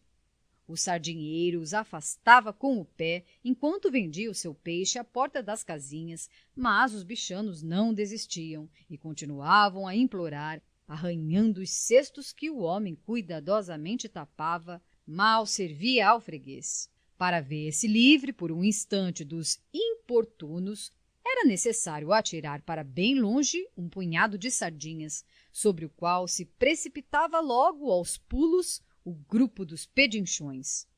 A primeira que se pôs a lavar foi a Leandra, por alcunha a machona, portuguesa feroz, berradora, pulsos cabeludos e grossos, anca de animal do campo. Tinha duas filhas, uma casada e separada do marido. Ana das Dores, a quem só chamavam a das Dores, e outra donzela ainda, a Neném, e mais um filho, o Agostinho, menino levado dos diabos, que gritava tanto ou melhor que a mãe. A das Dores morava em sua casinha à parte, mas toda a família habitava no cortiço. Ninguém ali sabia ao certo se a machona era viúva ou desquitada. Os filhos não se pareciam uns com os outros. A das Dores, sim, afirmavam que fora casada e que largara o marido para meter-se com um homem do comércio. E que este, retirando-se para a terra e não querendo soltá-la ao desamparo, deixara o sócio em seu lugar. Teria 25 anos. Neném, 17. Espigada, franzina e forte, com uma proazinha de orgulho da sua virgindade, escapando como enguia por entre os dedos dos rapazes que a queriam sem ser para casar. Engomava bem e sabia fazer roupa branca de homem com muita perfeição. Ao lado da Leandra foi colocar-se a sua tina, a augusta carne mole brasileira branca, mulher de Alexandre, um mulato de 40 anos, soldado de polícia, pernóstico, de grande bigode preto, queixo sempre escanhoado e um luxo de calças brancas engomadas e botões limpos na farda quando estava de serviço. Também tinham filhos, mas ainda pequenos, e um dos quais, a Juju, vivia na cidade com a madrinha que se encarregava dela. Esta madrinha era uma cocote de 30.000 réis para cima, a Léonie, com sobrado na cidade, procedência francesa. Alexandre, em casa, à hora de descanso, nos seus chinelos e na sua camisa desabotoada, era muito chão com os companheiros de estalagem, conversava, ria e brincava, mas envergando o uniforme, encerando o bigode e empunhando a sua chibata, com que tinha o costume de fustigar as calças de brim. Ninguém mais lhe via os dentes e então a todos falava teso e por cima do ombro. A mulher, a quem ele só dava tu quando não estava fardado, era de uma honestidade proverbial no cortiço. Honestidade sem mérito, porque vinha da indolência do seu temperamento e não do arbítrio do seu caráter. Junto dela pôs-se a trabalhar a Leocádia, mulher de um ferreiro chamado Bruno, portuguesa pequena e socada, de carnes duras, com uma fama terrível de leviana entre as suas vizinhas. Seguia-se a Paula, uma cabocla velha, meio idiota, a quem respeitavam todos pelas virtudes de que só ela dispunha para benzer irisipelas e cortar febres por meio de rezas e feitiçarias. Era extremamente feia, grossa, triste, com olhos desvairados, dentes cortados à navalha, formando ponta, como dentes de cão, cabelos lisos, escorridos e ainda retintos apesar da idade. Chamavam-lhe bruxa. Depois seguiam-se a Marciana e mais a sua filha Florinda. A primeira mulata antiga, muito séria e asseada em exagero. A sua casa estava sempre úmida das consecutivas lavagens. Em lhe apanhando o mau humor, punha-se logo a espanar, a varrer febrilmente e, quando a raiva era grande, corria a buscar um balde d'água e descarregava-o com fúria pelo chão da sala. A filha tinha 15 anos, a pele de um moreno quente, beiços sensuais, bonitos dentes, olhos luxuriosos de macaca. Toda ela estava a pedir homem, mas sustentava ainda a sua virgindade e não cedia nem a mão de Deus Padre aos rogos de João Romão, que a desejava apanhar a troco de pequenas concessões na medida e no peso das compras que Florinda fazia diariamente à venda. Depois via-se a velha Isabel, isto é, Dona Isabel, porque ali na estalagem lhe dispensavam todos certa consideração, privilegiada pelas suas maneiras graves de pessoa que já teve tratamento. Uma pobre mulher comida de desgostos. Fora casada com o dono de uma casa de chapéus que quebrou e suicidou-se, deixando-lhe uma filha muito doentinha e fraca, a quem Isabel sacrificou tudo para educar, dando-lhe mestre até de francês. Tinha uma cara macilenta de velha portuguesa devota, que já foi gorda, bochechas moles de pelangas rechupadas que lhe pendiam dos cantos da boca como saquinhos vazios, fios negros no queixo, olhos castanhos, sempre chorosos e engolidos pelas pálpebras. Puxava em bandos sobre as fontes o escasso cabelo grisalho untado de óleo de amêndoas doces. Quando saía à rua, punha um eterno vestido de seda preta, achamalotada, cuja saia não fazia rugas, e um xale encarnado que lhe dava a todo o corpo um feitio piramidal. Da sua passada grandeza só lhe ficara uma caixa de rapé de ouro, na qual a inconsolável senhora pitadeava agora, suspirando a cada pitada. A filha era a flor do cortiço, chamavam-lhe Pombinha, bonita, posto que enfermiça e nervosa ao último ponto, loira, muito pálida, com uns modos de menina de boa família.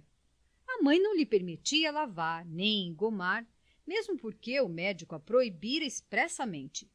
Tinha o seu noivo, o João da Costa, moço do comércio, estimado do patrão e dos colegas, com muito futuro, e que a adorava e conhecia desde pequenita.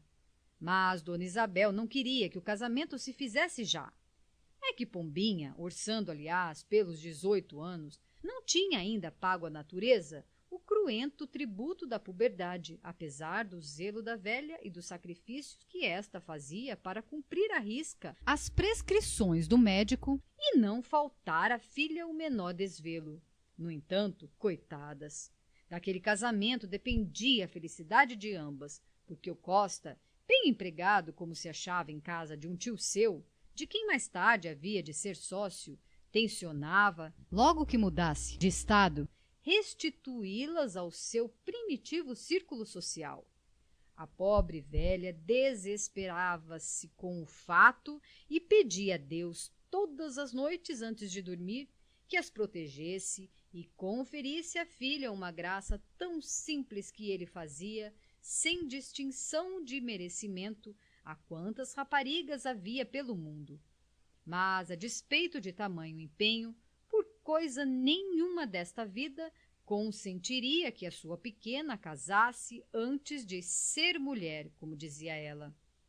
E que deixassem lá falar o doutor, entendia que não era decente, nem tinha jeito dar homem a uma moça que ainda não fora visitada pelas regras. Não, antes vê-la solteira toda a vida e ficarem ambas curtindo para sempre aquele inferno da estalagem.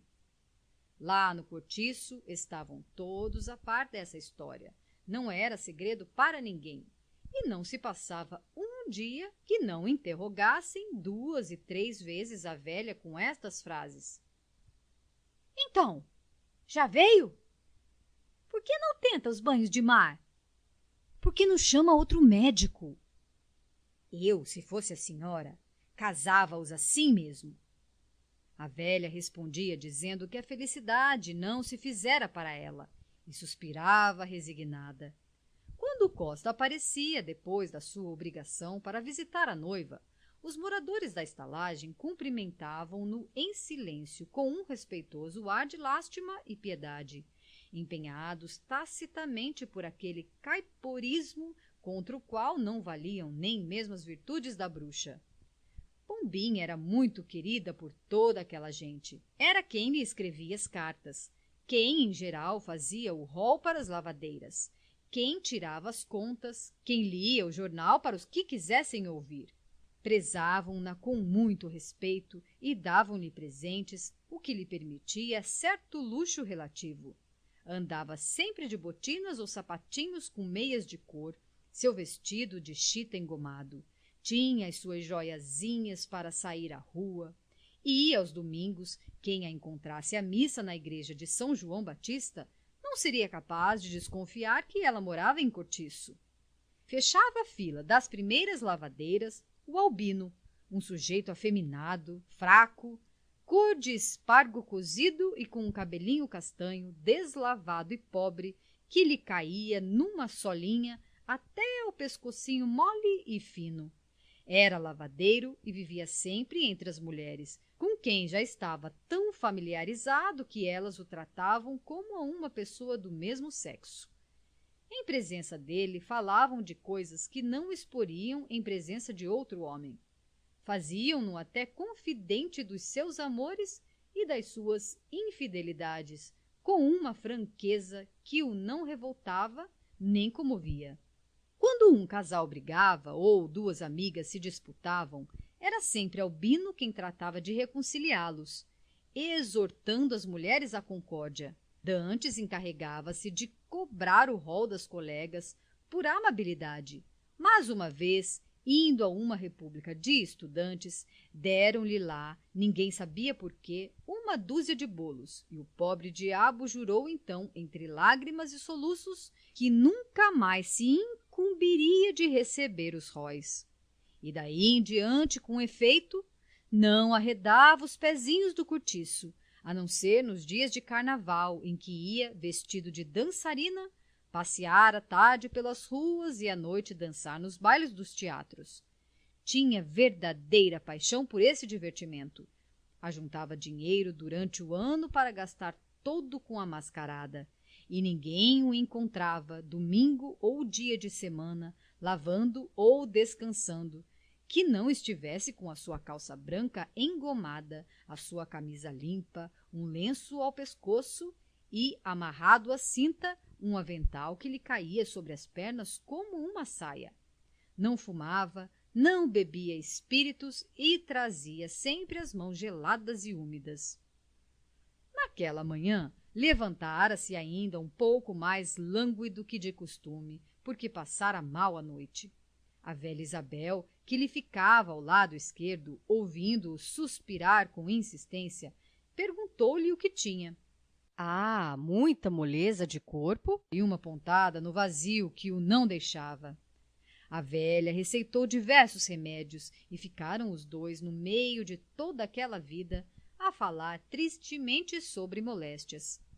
E enquanto no resto da fileira a machona, a Augusta, a Leocádia, a bruxa, a Marciana e sua filha conversavam de tina a tina, berrando e quase sem se ouvirem, a voz um tanto cansada já pelo serviço, defronte delas, separado pelos jiraus, formava-se um novo renque de lavadeiras que acudiam de fora, carregadas de trouxas, e iam ruidosamente tomando lugar ao lado umas das outras, entre uma agitação sem tréguas, onde se não distinguia o que era galhofa e o que era briga.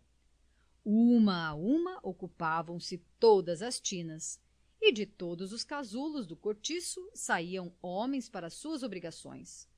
Por uma porta que havia ao fundo da estalagem, desapareciam os trabalhadores da pedreira, donde vinha agora o retinir dos alviões e das picaretas. O Miranda, de calças de brim, chapéu alto e sobrecasaca preta, passou lá fora, em caminho para o armazém, acompanhado pelo Henrique, que ia para as aulas.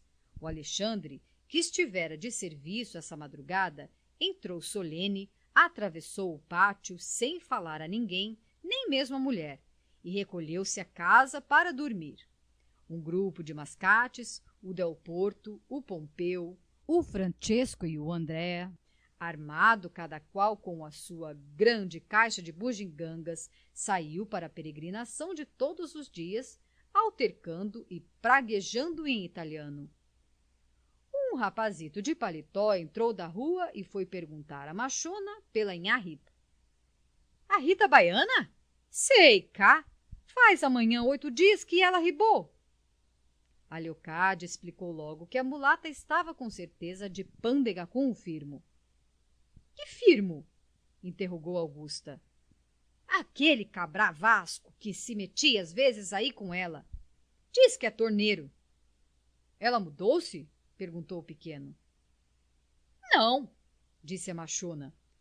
O quarto está fechado, mas a mulata tem coisas lá. Você o que queria? Vinha buscar uma roupa que está com ela. Não sei, filho. Pergunta na venda ao João Romão, que talvez te possa dizer alguma coisa. Ali? Sim, pequeno, naquela porta, onde a preta do tabuleiro está vendendo. Ô, diabo! Olha que pisas a boneca de anil. Já se viu que sorte? Parece que não vê onde pisa esse raio de criança.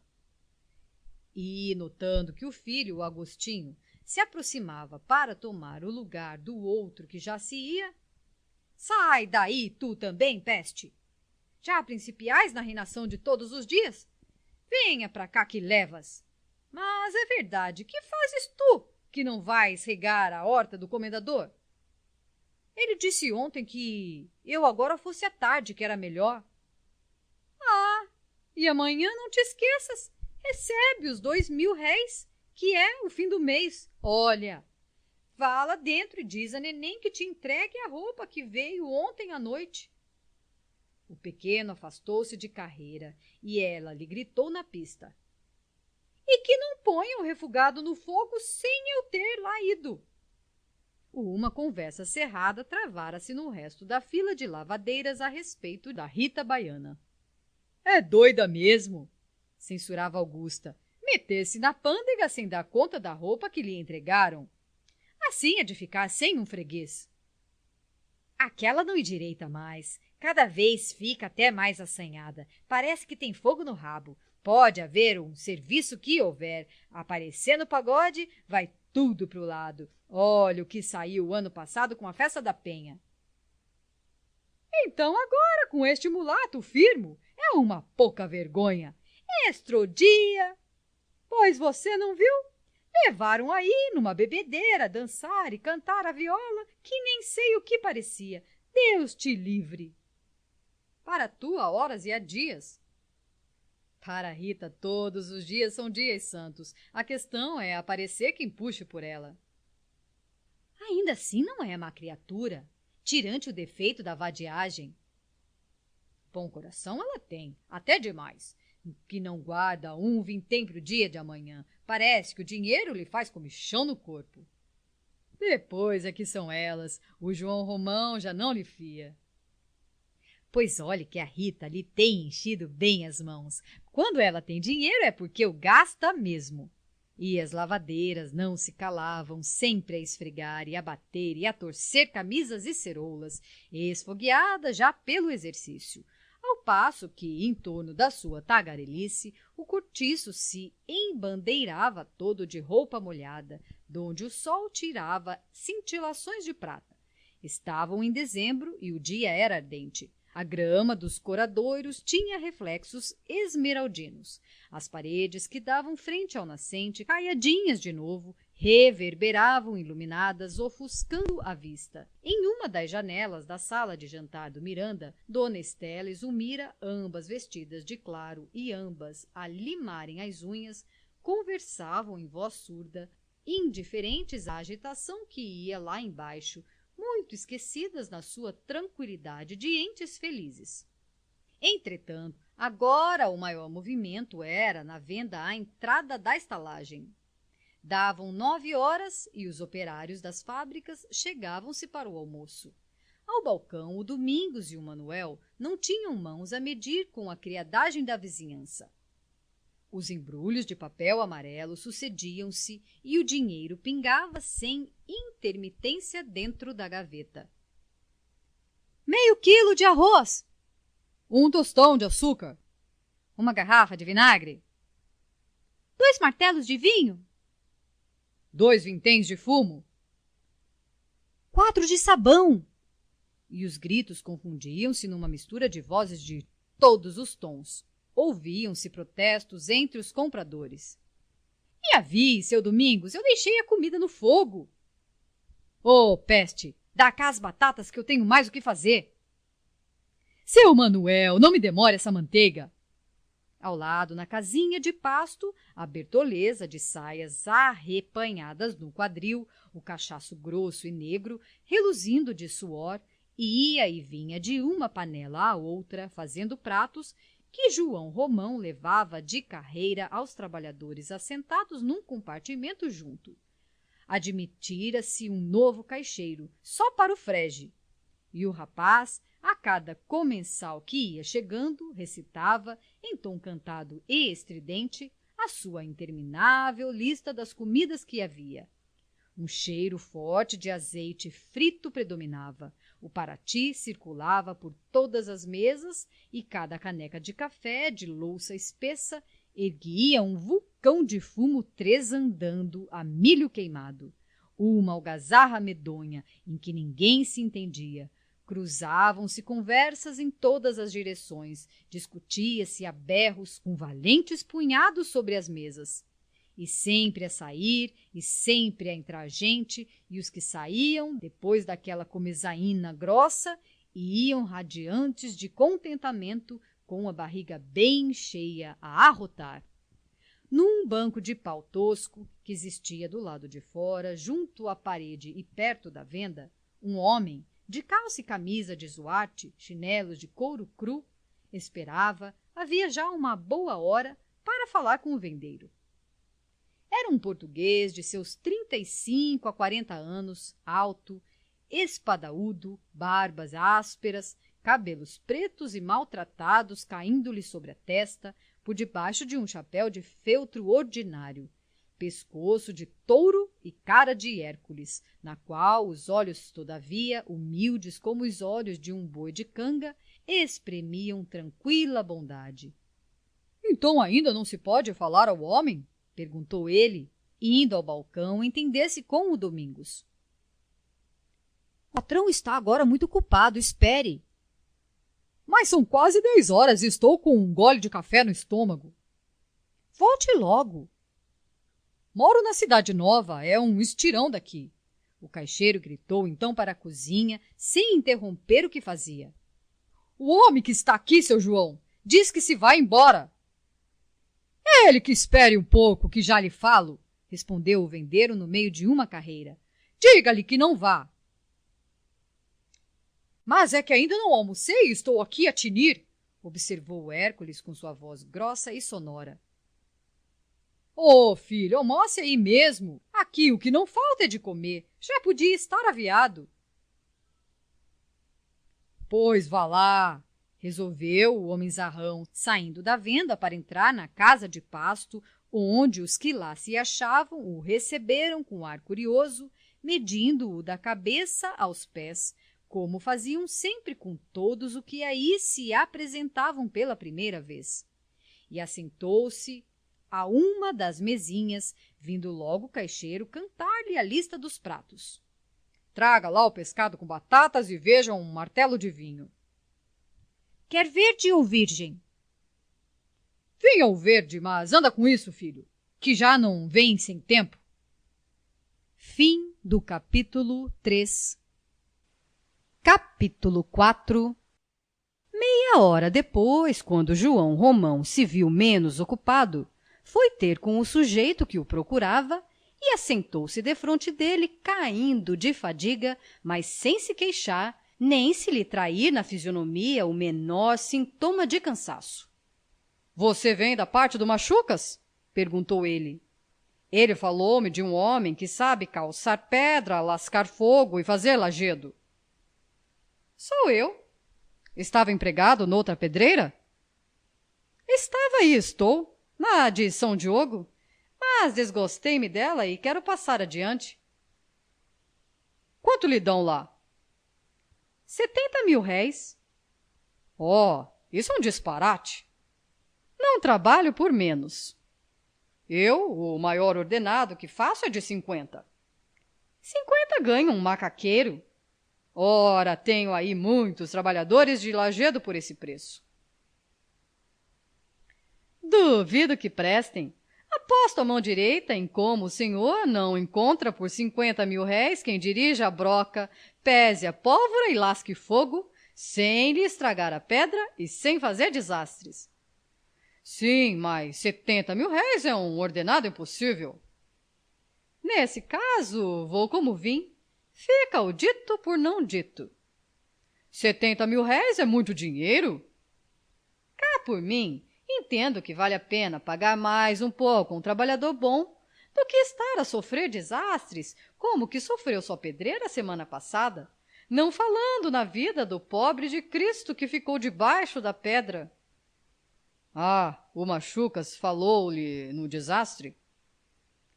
Contou-me, sim, senhor, e o desastre não aconteceria se o homem soubesse fazer o serviço. Mas 70.000 réis é impossível. Desça um pouco. Por menos não me serve. E escusamos de gastar palavras. Você conhece a pedreira? Nunca vi de perto, mas quis me parecer que é boa. De longe cheirou-me a granito. Espere um instante. João Romão deu um pulo à venda, deixou algumas ordens, enterrou um chapéu na cabeça e voltou a ter com o outro. Ande a ver! Gritou-lhe da porta do frege, que a pouco e pouco se esvaziara de todo. O cavouqueiro pagou 12 vinténs pelo seu almoço e acompanhou-o em silêncio. Atravessaram o cortiço. A labutação continuava. As lavadeiras tinham já ido almoçar e tinham voltado de novo para o trabalho. Agora estavam todas de chapéu de palha, apesar das toldas que se armaram. Um calor de cáustico mordia-lhes os toutiços em brasa e cintilantes de suor. Um estado febril apoderava-se delas naquele rescaldo. Aquela digestão feita ao sol fermentava-lhes o sangue. A machona altercava com uma preta que fora reclamar um par de meias e destrocar uma camisa. A Augusta, muito mole sobre sua tábua de lavar, parecia derreter-se como sebo. A Leocádia largava de vez em quando a roupa e o sabão para coçar as comichões do quadril e das virilhas, assanhadas pelo mormaço. A bruxa monologava, resmungando numa insistência de idiota, ao lado da marciana que, com o seu tipo de mulata velha, um cachimbo ao canto da boca, cantava toadas monótonas do sertão. Marica está marimbando, Marica está marimbando, na passagem do riacho, Marica está marimbando. A Florinda, alegre, perfeitamente bem com o rigor do sol a rebolar sem fadigas, assoviava os chorados e lundus que se tocavam na estalagem e junto dela a melancólica senhora dona Isabel suspirava, esfregando a sua roupa dentro da tina automaticamente, como um condenado a trabalhar no presídio, ao passo que o albino, saracoteando os seus quadris pobres de homem linfático, batia na tábua um par de calças no ritmo cadenciado e miúdo de um cozinheiro a bater bifes. O corpo tremia-lhe todo e ele, de vez em quando, suspendia o lenço do pescoço para enxugar a fronte e então um gemido suspirado subia-lhe aos lábios. Da casinha número 8 vinha um falsete agudo, mas afinado. Era das dores, que principiava o seu serviço. Não sabia engomar sem cantar. No número 7, Neném cantarolava em tom muito mais baixo, e de um dos quartos do fundo da estalagem saía de espaço a espaço uma nota áspera de trombone. O vendeiro, ao passar por detrás de Florinda, que no momento apanhava roupa no chão, ferrou-lhe uma palmada na parte do corpo então mais em evidência.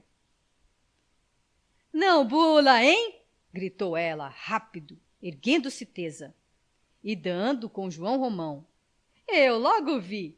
Leva inticando aqui com a gente e depois vai se comprar na venda. O safado rouba no peso. Diabo do galego, eu não te quero, sabe? O vendeiro soltou-lhe nova palmada com mais força e fugiu, porque ela se armara com um regador cheio dágua. Vem pra cá, se és capaz, diabo da peste! João Romão já se havia afastado com o cavouqueiro. O senhor tem aqui muita gente, observou-lhe este. Oh, fez o outro sacudindo os ombros e disse depois com empáfia, houvesse mais 100 quartos que estariam cheios, mas é tudo gente séria. Não há chinfrins nessa estalagem. Se aparece uma rusga, eu chego e tudo acaba logo. Nunca nos entrou cá a polícia, nem nunca lá deixaremos entrar. E olhe que se divertem bem com as suas violas. Tudo gente muito boa. Tinham chegado ao fim do pátio do cortiço e, depois de transporem uma porta que se fechava com um peso amarrado a uma corda, acharam-se no capinzal que havia antes da pedreira. Vamos por aqui mesmo, que é mais perto, aconselhou o vendeiro. E os dois, em vez de procurarem a estrada, atravessaram o capim quente e trescalante. 12:00 em ponto. O sol estava a pino. Tudo reverberava a luz irreconciliável de dezembro num dia sem nuvens. A pedreira, em que ela batia de chapa em cima, cegava olhada de frente. Era preciso martirizar a vista para descobrir as nuances da pedra.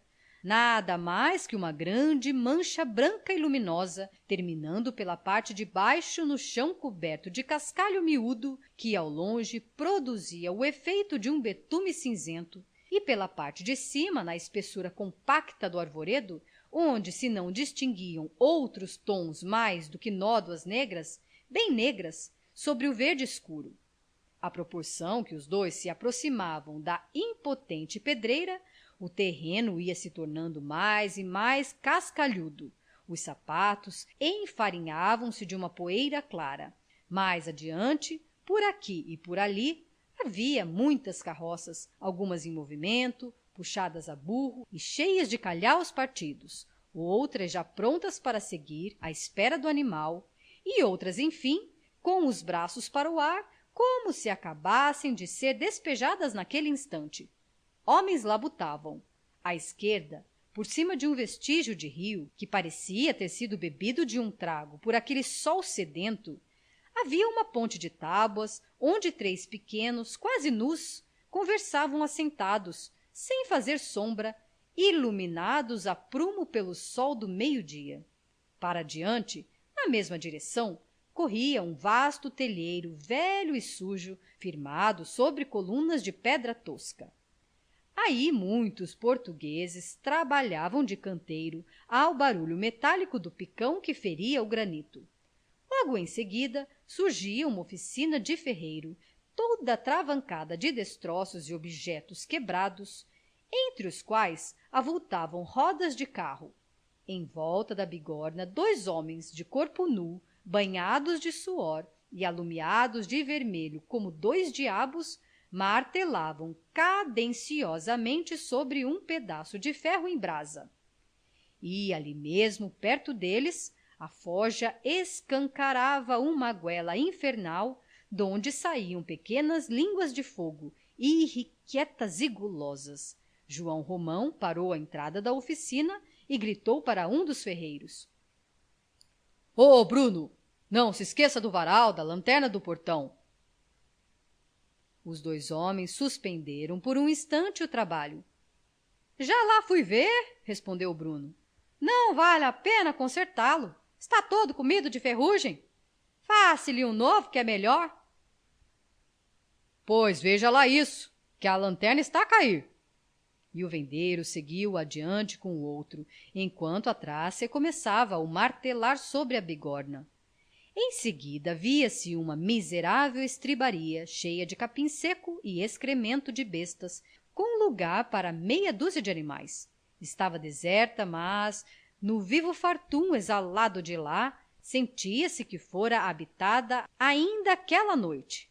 Havia depois um depósito de madeiras, servindo ao mesmo tempo de oficina de carpinteiro, tendo à porta troncos d'árvore, alguns já serrados, muitas tábuas empilhadas, restos de cavernas e mastros de navio.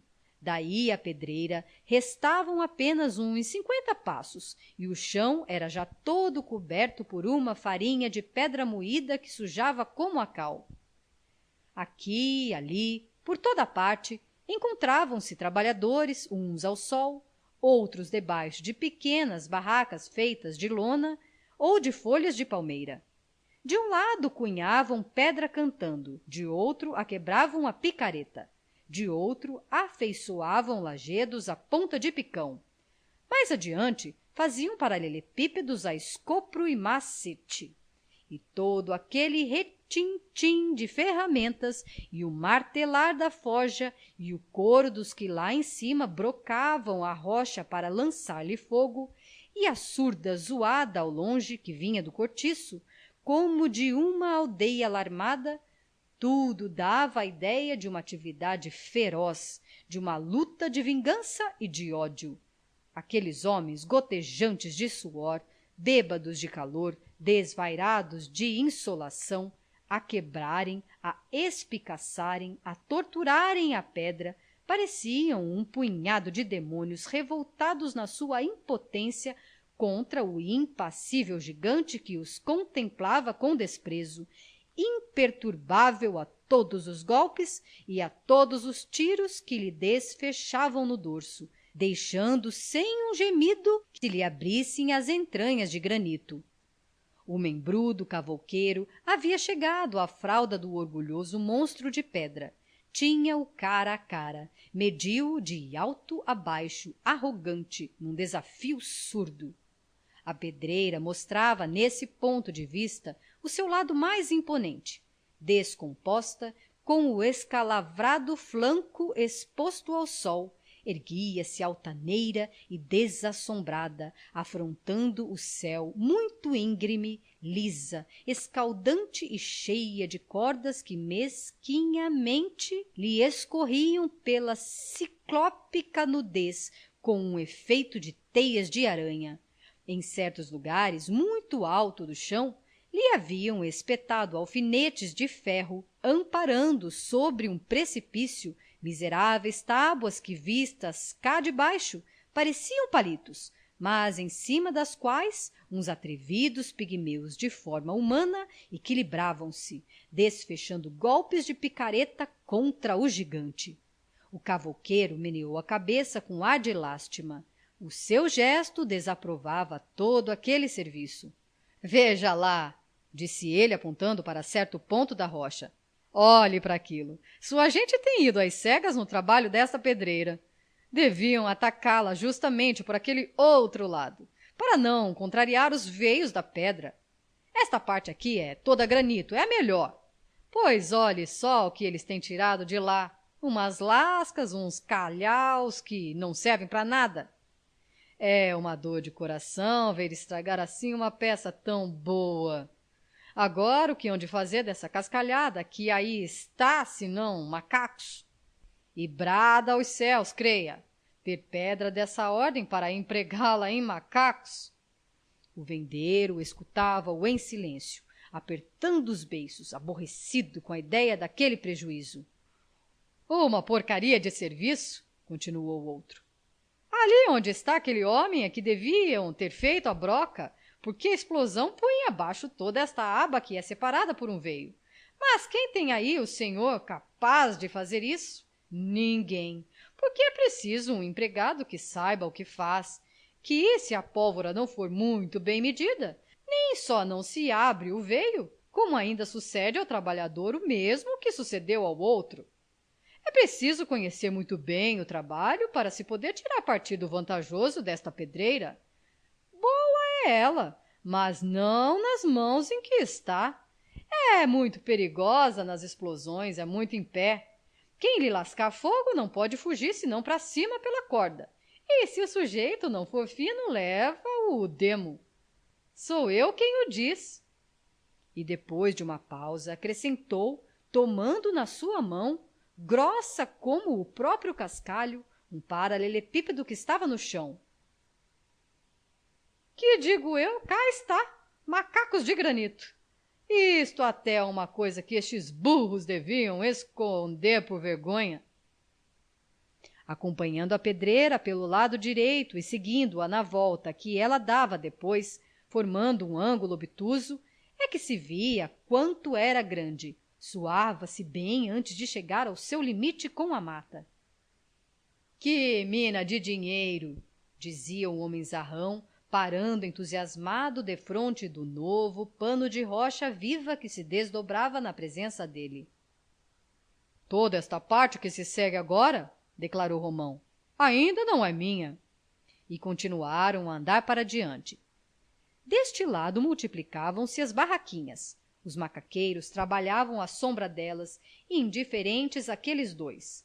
Viam-se panelas ao fogo, sobre 4 pedras, ao ar livre, e rapazitos tratando do jantar dos pais. De mulher nem sinal. De vez em quando, na penumbra de um ensombro de lona, dava-se com um grupo de homens comendo de cócoras, defronte uns dos outros, uma sardinha na mão esquerda, um pão na direita, ao lado de uma garrafa d'água. Sempre o mesmo serviço mal feito e mal dirigido, resmungou o cavouqueiro. Entretanto, a mesma atividade parecia reinar por toda a parte, mas lá no fim, debaixo dos bambus que marcavam o limite da pedreira, alguns trabalhadores dormiam à sombra, de papo para o ar, a barba espetando para o alto, o pescoço entumecido de cordoveias grossas como enxárcias de navio, a boca aberta, a respiração forte e tranqüila de animal sadio, num feliz e pletórico resfolgar de besta cansada. Que relaxamento! Resmungou de novo o cavouqueiro. Tudo isso está a reclamar um homem teso que olha sério para o serviço. Eu nada tenho que ver com este lado, observou Romão. Mas lá da sua banda hão de fazer o mesmo, olará. Abusam, porque tenho de olhar pelo negócio lá fora. Comigo aqui é que eles não fariam cera. Isso juro eu. Entendo que o empregado deve ser bem pago, ter para a sua comida farta, o seu gole de vinho, mas que deve fazer serviço que se veja, ou então rua. Rua, que não falta para aí quem queira ganhar dinheiro. Autorize-me a olhar por eles e verá. O diabo é que você quer 70.000 réis, suspirou João Romão. Ah, nem menos R$1. Mas comigo há de ver o que lhe faço para entrar pra algibeira. Temos cá muita gente que não precisa de estar. Para que tanto macaqueiro, por exemplo? Aquilo é serviço para descanso. É serviço de criança. Em vez de todas aquelas lesmas pagas talvez a 30.000 réis. É justamente quanto lhes dou. Melhor seria tomar 2 bons trabalhadores de 50, que fazem o dobro do que fazem aqueles monos e que podem servir para outras coisas. Parece que nunca trabalharam. Olhe, é já a 3ª vez que aquele que ali está deixa cair o escopro. Com efeito. João Romão ficou calado a cismar enquanto voltavam. Vinham ambos pensativos. E você, se eu o tomar? Disse depois o vendeiro. Muda-se para cá, para a estalagem? Naturalmente. Não hei de ficar lá na cidade nova, tendo serviço aqui. E a comida?